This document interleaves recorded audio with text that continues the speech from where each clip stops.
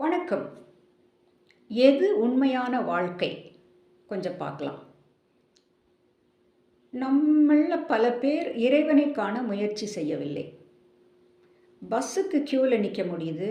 Ration ஷாப்ல கியூல நிக்க முடியுது.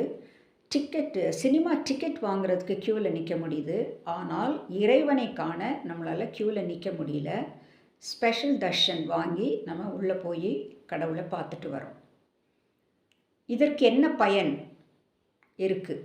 ஆனால் இதை விட அதிகமான பயன் எதில் இருக்குது அப்படின்னா, நீங்கள் காத்து கிடந்து அந்த கஷ்டத்தை அனுபவித்து இறைவனை தரிசனம் செய்கிறீர்களே, அங்கே அதிகமான பயன் நமக்கு கிடைக்குது. இன்னொன்று, நம்ம உடம்பு அப்படிங்கிறது உணவை கொண்டு நிரப்புவது அல்ல. அது இறைவன் மீது நாம் கொண்ட பக்தியை கொண்டு நிரப்பக்கூடியதாக இருக்க வேண்டும். அன்பை கொண்டு நிரப்புவதாக இருக்க வேண்டும்.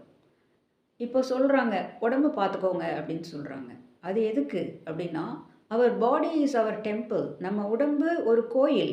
நம்மளுடைய உடம்பு ஒரு நடமாடும் கோவில். ஏன் அதை கோவில்னு சொல்கிறோம் அப்படின்னா, ஒவ்வொருவர் மனதிற்குள்ளும் இறைவன் குடியிருக்கிறார். இறைவனை வெளியில் நம்ம தேட வேண்டாம். நம்ம கிட்ட தான் இறைவன் குடியிருக்கிறார்.